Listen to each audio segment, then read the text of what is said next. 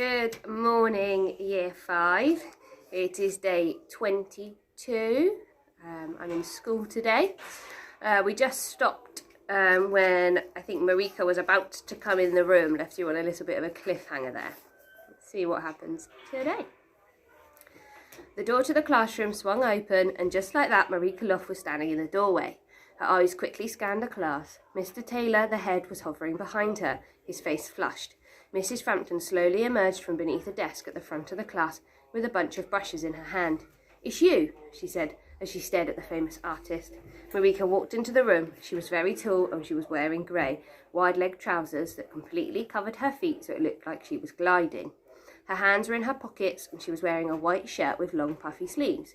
Her eyes were an unnatural shade of violet and her short hair was dyed a silvery grey and shaved on one side. As she brushed past our desk, I saw a skull and crossbones stud in her ear. It was encrusted with diamonds that glinted against her dark brown skin. Everyone fell silent as the artist stood at the front of the class. We'd all forgotten the rule about not staring. She slowly looked around the hushed room and then nodded towards Mr. Taylor, who was still in the doorway, clearly unsure if he should come in or not. Shall I leave you to it then, Miss Loft? Yes, I shall, he said, practically bowing as he reversed into the corridor. Marika's lips curled into a small smile. "Miss Loft," said Mrs. Frampton, her eyes staring down at the ground. "Can I just say what an absolute pleasure it is to—" "Thank you, teacher," interrupted Marika, so quietly it was barely audible. "I'll take it from here. Why don't you go and make yourself a nice cup of tea?" Mrs. Frampton's face dropped. "Oh, I'd quite like to stay and see how you work, if that's all right." Marika closed her eyes and shook her head. "I see," said Mrs. Frampton. She looked at us, then pressed her fingers to her lips like she was trying not to let out a sob. A young man came into the classroom. He was wearing a grey suit and carrying a black briefcase with the Loft logo on the side. He took a bottle of water out of the case and placed it on the desk next to Marika. He whispered something in Mrs. Frampton's ear before putting his hand on her arm and guiding her towards the door. "That must be her personal assistant," whispered Isla. "Be good, 7A, squeaked Mrs. Frampton as she was ushered out of the room. "Don't let me down." Sounds like something I'd say, "Don't let me down." At the front of the class, Marika stood with her hands on her hips. She stared at us for so long that there were a few nervous coughs. I was starting to wonder if I was supposed to do something when she finally began to speak. "Art," she said loudly. "What does art actually mean?" We all straightened up to listen to what she was going to say next, but she was silent. Isla looked at me, her forehead wrinkled. If a teacher asked a question, then Isla was always the first person to put her hand up, but she clearly wasn't sure if Marika really wanted a response. The artist began to walk between the desks, her lilac eyes studying each of us in turn. We took sideways glances at each other, waiting to see what was going to happen next, when she suddenly stopped in front of Dean Grant. She rested her hands on his desk and leant towards him. "You," she said, a tiny smile on her lips. "What does art actually mean?" Dean turned a bright shade of pink and squirmed in his seat. It means paintings and stuff," he said. Someone behind me snorted. Marika blinked at Dean a few times, then straightened up. She slowly walked to the front of the class and turned on a heel as she opened her arms wide. And then she spoke. 7A, she said quietly. "It's time to make some paintings and stuff." She stood there motionless, her arms outstretched as she stared at every single person in the class. Nobody moved. We just sat and stared back. Eventually, Kiki Gibbs raised her hand. Are we supposed to just start?" she said. Marika nodded. "You've got everything you need in your box. Find a space, sit with your canvas, look around you, and paint." "That's it," said Riley Holder. "Just paint?" Marika smiled at her, closed her eyes and nodded again. Archie Bryce put his hand up next. "What do we paint?" he asked. We all waited for an answer. We weren't used to being asked to do something without more instructions than this. "Paint whatever you want. This," she said, waving her hand around, "is your stuff. Art is art. Anyone can make it." Her lilac eyes glowed as she surveyed the room. It was as if she was looking at the most beautiful scene in the world, rather than just our boring art block. She put her hands into her trouser pockets and circled us like a shark. "Get up from your desk and move around. Find something that really speaks to you. You can paint the sounds of a chair scraping on the floor, or the smell of coffee coming from the staff room, or the feeling of your hand on your smooth desk." "The smell of coffee? How are we supposed to paint that?" scoffed Hannah Clark, pulling a face. "She's well weird," whispered Archie from behind me. "I want you to express yourself. I want to see you on the canvas." "What, like a self-portrait?" said Eric Nowak. Marika frowned and slowly shook her head. We were beginning to frustrate her now. "No, not a self-portrait, but I want to feel you through the canvas," she said. Eric blinked back at her. He opened his mouth to say something else, but then decided against it. "You have 1 hour, 7A," said Marika, glancing at her silver watch. 3, 2, 1, go. We all looked at each other. A couple of girls at the front slowly picked up their canvas and paint and stood up. "Did you see her eyes?" said Mason. "No one has lilac eyes. She must be wearing contact lenses." Isla collected her things and moved over to some shelves. She sat on the floor cross-legged, put her canvas on her lap and began to sketch the pot of brushes. "That's wonderful," said Marika, spotting her. "You might choose to change your perspective to get the picture you want. Sit on the floor, stand on your chair, climb on your desk." Archie immediately stood on his chair and Hannah got up onto a desk and sat right in the middle. There was a moment of chaos as everyone started laughing and climbing over the furniture, but Marika just stood there smiling. "I'm going to paint the cars outside," said Mason. "A few blobs of paint and some wheels and I'll be done." He headed towards Mrs. Frampton's desk, which had the best view of the car park. I walked around the room trying to find a space where I could paint something, but all the best places were taken. I went to the back of the class and sat on the floor, leaning up against the wall. The sun was beating against the window and I turned my head to stare outside. The sky was the colour of a Caribbean sea and there were 2 aeroplane vapour trails that crisscrossed against each other like a giant kiss. From my box I took out a little plastic dish, which must be for mixing the paints. I squeezed out a few centimetres of bright blue paint and a bit of white, and I used my brush to swirl them together. It was quite thick, so I added a splash of water from the bottle. The blue lightened, just the colour, like the colour of the sky. Then I pressed my paintbrush against the canvas and began to paint.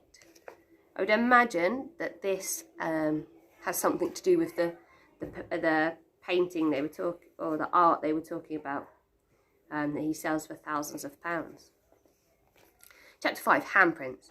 I was aware of the distant chatter of my classmates and the sound of Marika's heels tapping on the wooden floor as she walked around the room. But for most of the lesson, I was utterly absorbed in what I was doing. The white vapour trails in the sky faded quickly, so I had to try and remember what they looked like as I dabbed my brush on the canvas. It was now entirely blue, apart from 2 wispy white lines cutting across the middle. "Is that it?" said Niall, looking over at my picture. "That's so boring. You can't just paint the sky," said Kiki. "You've got to put something in it." I could see Marika walking around the class, nodding and smiling at everyone else's work. This was a disaster. I picked up my picture and held it out at arm's length to get a better look. This was the first proper painting I'd done in high school. We spent most of the time making a woodland college using scraps cut out of magazines. Sorry, tired today. I decided to quickly paint a tree on the one side. But when I put it back on the floor, I realised I had accidentally made handprints in the wet paint on either side of the canvas. You could clearly see my thumbs and the outlines of my hands. I'd ruined it. I grabbed my brush and dipped it in the blue paint and was just about to paint over the handprints when someone shouted, "Stop!" I froze, my brush poised in the air. I looked up as everyone turned round to see what was going on. Marika stood in front of the window, staring directly at me, the sunlight behind her making a yellow, heavenly glow around her head. "Don't touch it," she said, her eyes wide and bright. She lowered her voice. Have you painted before?" I shook my head. A great blob of paint fell off my brush and onto the canvas. I went to rub it in, but she waved a hand at me. Leave it just as it is. Put your brush down." I looked around the class. Everyone was watching. "What's your name?" asked Marika. "Cole," I said. "Cole," she repeated, crouching down to study the picture more closely. Her wide-leg trousers brushed against the side of my picture, leaving a streak of blue paint near the hem. Those trousers probably cost more money than my mum earned in a month. "Yes, Cole Miller," I said, gulping. "I can see it. I can see exactly what it is you were trying to do," she said. "You can?" I croaked. I looked down at the canvas again, the canvas covered in bright blue paint with 2 handprints on either side. A totally wasted hour. I braced myself for a telling off and for everyone to start jeering. Marika nodded. "This is you, isn't it? The blue is you. You're holding your life, the world, in your hands." I looked back at the painting. She must have been talking about my fingerprints on the side. "Oh, that's just where I picked it up and accidentally—" It's, interrupted Marika, placing her hand on her heart. "It's incredible. It's telling me a story." "Is it?" I said. She nodded. I could see Niall's face behind her, his chin practically dangling down to his chest. "It's a picture that really speaks to me. It makes me want to ask questions." "Right," I swallowed. Just then, Marika's PA walked into the classroom. Marika stood up, clicked her fingers, and he hurried over. "Declan, get this painting in the car. We're taking it back to the gallery." Declan looked at the canvas. "We are?" he said, frowning. "You are," I said. Marika looked at me. "Yes, but first you need to sign it." She pointed to the left-hand corner of the canvas. "What do I put?" I said. "I'd never signed anything in my life." Marika smiled at me. "Just put what comes naturally," she said. I stared at the painting, dipped my brush into a darker shade of blue and did a curly C in the corner. That's perfect, Marika said, still smiling. Would you like to give it a title as well? I swallowed and stared at the picture. A Sky in Blue, I said, gritting my teeth. It sounded like a dreadful title to me. That's perfect, said Marika again, nodding to Declan, who reached down and picked up the canvas up using just the tips of his fingers. He looked like he was used to handling wet paintings. Be careful, Declan, this picture is very precious, said Marika before heading towards the car park. I was stunned. My painting? Precious? What's going to happen to it? I said. Marika placed her hand on my shoulder and whispered into my ear. We'll see, shall we? She said with a mysterious smile. Chapter 6, The Butterfly Game. When I got home from school, Dad was putting on his coat to leave. Could you mind Mabel for an hour, Cole? Your mum has got a meeting after work and I need to go to talk to the bank about something. I was too afraid to ask what he needed to discuss with them. I guessed with Mum losing her job, it was probably going to be something about not having enough money in our account. Do I have to? I said. I really didn't like having to look after Mabel. She could be quite funny at times, but she could also be scary if she had one of her tantrums. Yep, sounds like Sarah. When Mabel lost it, she really, really lost it. And she always wanted to play this game that she got for her 3rd birthday over and over again. She called it the butterfly game. I thought it was stupid and babyish. I won't be long, said Dad, putting his jacket on, and Mum will be back in an hour. But until then, don't answer the door. Don't let Mabel eat any biscuits and don't leave her on her own. Okay, Cole? Mabel danced beside me on tiptoes. She knew what was coming next. An hour, with me in charge, meant she could get away with more than she ever could with Dad. Dad kissed the top of Mabel's head and managed to plant one on me too, as I was too slow to duck out of the way. As soon as the front door closed, Mabel grabbed my hand and pulled me towards the kitchen. Biscuit, Cole, biscuit!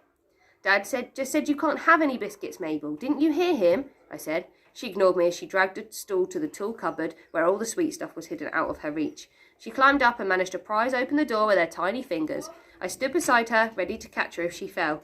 Mabel, are you listening to me? Dad said no biscuits. You'll get told off. There was a packet of ginger nuts sitting right at the front. Mabel's face slowly spread into a smile. It was the kind of smile that the Joker did when he knew he'd lured Batman into a trap. Look, Cole, ginger nutters, she said. They're open, please. We both knew that she couldn't reach the pack and needed me to get them for her. I stared at her for a moment and her face began to morph into a scowl. She started to breathe fast, sniffing in and out through her nose. If I didn't let her have a biscuit soon, then she would go into full meltdown. Okay, I said, grabbing the packet. You can have one, but don't tell Dad, okay? Mabel nodded, her fingers scrabbling inside the plastic. She managed to get a biscuit in each hand and clambered down from the stool. Butterfly time, Cole, butterfly time! She ran to the bottom of the stairs as I put the biscuits back. I did it as slowly as I could, but it didn't take long for Mabel to reappear with soggy crumbs around her mouth. Come on, she said, grabbing my hand. I wrenched it free from her sticky grip. Aren't you bored of that game by now? I asked. Mabel's face dropped as she looked up at me through her dark lashes. Not bored, she said. She stuck out her bottom lip and screwed up her eyes. Just one game then, okay? I said, and I really mean it this time. Mabel grinned, then turned and charged to the hallway and up the stairs. When I got to Mabel's room, she was already tipping the battered cardboard box upside down onto the floor. When she'd opened it on her birthday, I knew straight away that it had come from a charity shop. The box was bashed up and there was a rip on the top where someone had picked off the sticker. Mabel didn't care. We were both used to second-hand things. I sat cross-legged on her thin carpet. Cole, help Mabel, my sister said. I huffed and fixed the nets together while she fiddled with the little blue elephant trunk. I definitely had this game when I was younger. I am Mrs. Jackson, and one of our Year 6s is there, and Mrs. Edwards, that's who I keep talking to, not random people. It had a long plastic trunk and inside its body was a fan. You pressed the top of the elephant's head and the fan began to whir and lots of fabric butterflies shot out of its trunk and up into the air. The idea was to catch as many butterflies as you could in the nets. Like I said, it was a stupid game. Mabel bashed the elephant on the head to turn it on. Every time a butterfly appeared from its trunk, she'd say, "Another one," as if she was seeing it for the first time rather than the millionth. She jumped around and tried to catch as many as she could in her little net. I stayed where I was and caught any that floated near me. I had to be careful not to win. If I did that, then that would also mean a meltdown. Even butterflies stopped appearing from the trunk. Eventually butterflies stopped appearing from the trunk, so Mabel whacked it on the head to turn it off, and the fan stopped whirring. She peered into my net, then into hers. "Mabel won!" she shouted, giving me a huge grin. "Yay!" I said weakly. "How about we watch TV now?" She shook her head and her blonde hair fell in front of her eyes. "No," she said firmly. "More butterflies." An hour and 17 games later, I heard the front door open. "Mum's home, Mabel. Come on, let's go and see her." Mabel stared at me for a second, and then threw her net on the floor and trotted out of her room. Freedom at last. I put everything back into the battered blocks and followed my sister downstairs. "Hi, Mum," I said. Mum smiled as she pulled her shoes off. "Hello, you two. Having fun?" Mabel did a little dance and then skipped off to the kitchen. "How's everything? Have they changed their mind about the museum closing down?" I asked. The weird art class with Marika Loft had taken my mind off Mum losing her job for a while, but seeing her now brought it all flooding back. My stomach began to tighten. "I'm afraid not," she said, sitting on the bottom of the stairs. "We're looking into finding new homes for all the exhibits now. It's so sad." She rubbed at the sole of her foot. She looked very tired. "Are you sure there isn't something you can do to keep it open?" I said. "Yes, Cole, the decision has been made, although Dr. Sabine suggested a lifeline. She said that all we need to do now is to decipher an enigma in the oil. That'll solve all our problems." She gave a half-hearted smile and took a long breath. "An enigma in oil?" I said. "What's that?" "It's an old painting that was given to the museum back in the 1900s by an artist called Basil Warrington Jones, who was one of the main benefactors back then. There was a great deal of excitement at the time because it came with a message. Whoever solves 4 hidden clues in the painting will find an incredible treasure. Everyone went crazy trying to work out where the treasure was hidden, but no one ever managed it." When was the last time someone tried?" I asked. Mum frowned. "I must have been decades ago, the 1960s, I think. The trouble is that no one really knew where to look for the treasure. There wasn't the first clue to start people off on the trail. It could be anywhere. I reckon it's just an elaborate hoax thought up by the artist to drum up publicity for his painting." Mum sighed and got up. "I'm going to start dinner," she said, squeezing my arm. "Try not to worry, Cole." Mum and Dad stayed up late that night. I could hear their voices murmuring beneath my bedroom floor. I couldn't make out what they were saying, so I slowly made my way to the landing. "The bank said they can't help," said Dad. "I've been to the job centre, but there's nothing." "What'll we do, Doug?" said Mum, her throat catching. "I can't face another winter in this house without any heating. It's not fair on the children." When our boiler did decide to work, the radiators only ever got lukewarm. Last winter, an engineer had said the whole heating system needed replacing, which would cost thousands. I could hear the sound of Mum beginning to cry and Dad soothing hushes. I didn't want to hear any more, so I crept back into my room. I got into bed and shifted lower down my mattress to where the bed springs didn't quite dig in so much. I closed my eyes and thought about the old painting in the museum, the one that led to treasure. I felt a small fizzle of excitement deep down in my churned-up stomach. Maybe the time had come for someone new to try and solve an enigma in the oil, and maybe that someone was me. Ooh. We will see what happens with this painting. Have a lovely day, and I will see you tomorrow.